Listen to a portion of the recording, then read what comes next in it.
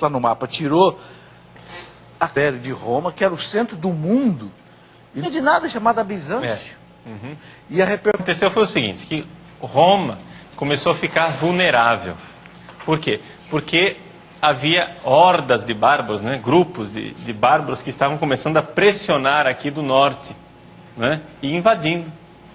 De tal forma que a cidade de Roma não estava num lugar estrategicamente adequado. Então, Constantino, com a mente militar muito boa, né? Como general, e ele tinha antes de ser imperador, né? Ele tinha governado toda essa parte aqui ocidental, ele sabia a fragilidade do Ocidente. Ele sabia que o negócio aqui era uma represa que já estava rachada e que um belo dia ia ceder o dique, né? Ele esteve na Gália, né? E daqui foi que Constantino depois se tornou imperador. Então, ele sabia que isso aqui era muito frágil. O que é que ele fez?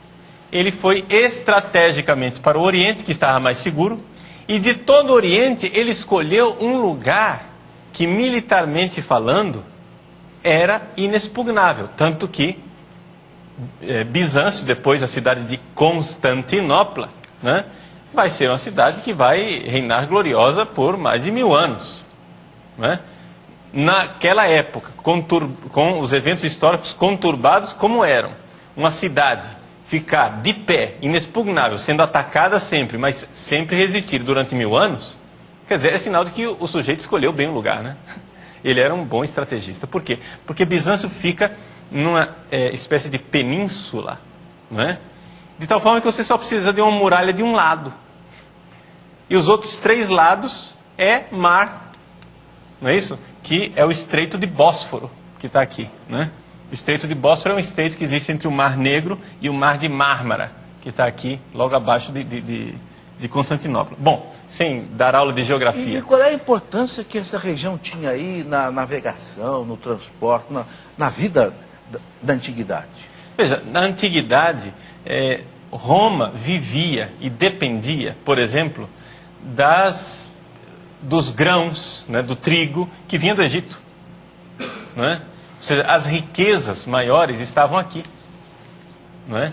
E essa meia-lua crescente, né, essa crescente fértil que se diz em Bíblia, era uma área bastante próspera para o Oriente. Bom, desta área aqui, né, Constantino intuiu que aqui ele tinha a parte mais sólida do Império, né, e que era aqui que ele deveria ficar. O que é que isso significou? A pergunta do nosso, né, espectador, o que é que isso significou para Roma?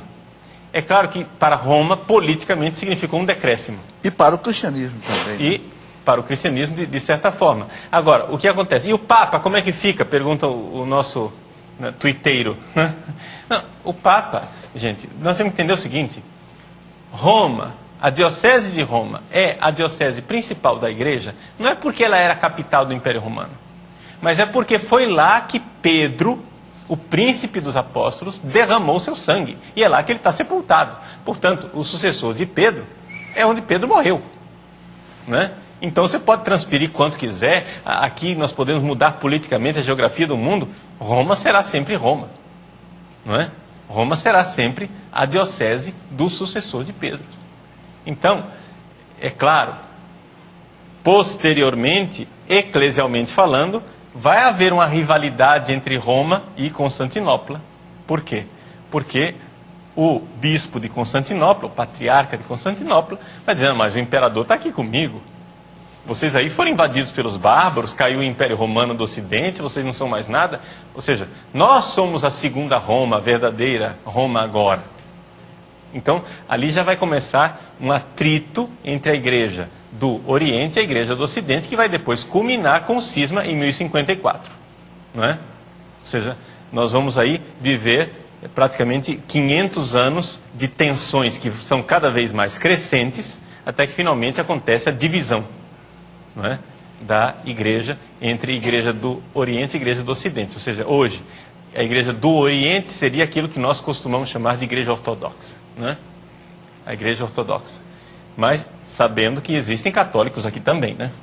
Além dos ortodoxos. Mas Agora, basicamente Padre é Paulo, isso. a gente sabe que houve um fato chocante e que revirou tudo isso de cabeça para baixo. Foi a queda do Império Romano, aí em 476, pelos ostrogodos, não é? Sim. Eu queria colocar as duas coisas. Primeiro, como é que foi essa questão dos bárbaros? Quem são esses bárbaros? Por que conseguiram derrubar um império, o império mais poderoso que a humanidade já conheceu em termos de grandeza? E segundo, como é que a igreja enfrentou essa nova realidade? Sim. Uma Roma tranquila, pacífica, que havia a Pax Romana, daqui a pouco, vum, Sim. uma turbulência bárbara. Bom, vamos lembrar que no início o cristianismo, em 313, o cristianismo parou de ser perseguido, mas não quer dizer que de repente todo o império se tornou cristão. Não é? Aliás, o garoto perguntou lá quando é que o império se tornou, por decreto, cristão, né? O império, muita gente acha que Constantino fez do cristianismo a religião oficial. Não é verdade. O cristianismo deu somente a paz. Foi Teodósio, no final do século IV, quando o império já estava aqui no Oriente e o Ocidente já tinha caído, praticamente, perdão, não tinha caído ainda, mas já estava periclitante. Né? Balançando. Foi somente Teodósio quem fez isso, de fazer o cristianismo religião oficial. Ou seja, foi uma coisa posterior. Só questão de detalhe, mas é importante dizer que não foi Constantino que fez isso.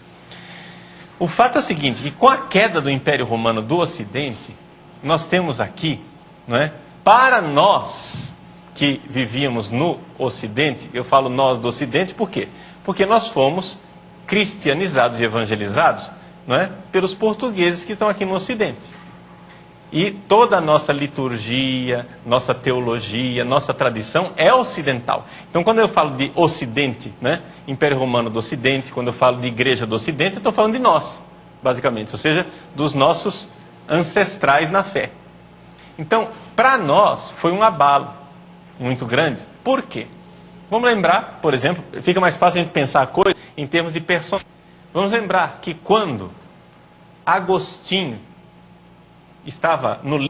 A cidade dele, de Hipona, aqui, perto de Cartago,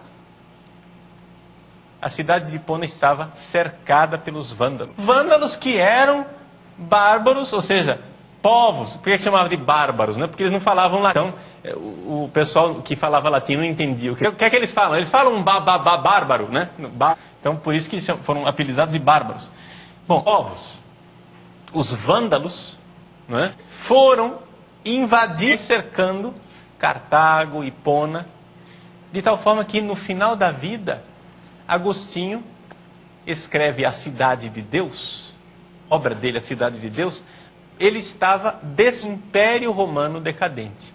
Ou seja, tinha claramente a sensação de um mundo que estava decaindo, estava acabando. Não era... Hoje temos um pouco essa sensação do mundo florescente, etc. Na época de Agostinho era exatamente isso. Essa ideia. E o que é que estava caindo? É o fato exatamente de que o Império Romano do Ocidente tinha sido cristão profundamente. Ou seja, basicamente a cultura ainda era bastante pagã. Entende? Então, Agostinho, que a dissolução moral dessa sociedade pagã, o império, a decadência. E nós sabemos de fato que moralmente falando, na tragédia, né, os romanos, direito, né, eles são os grandes do direito ocidental, nós devemos a eles. Moralmente falando, a nossa moral é cristã, nós não recebemos moral dos romanos.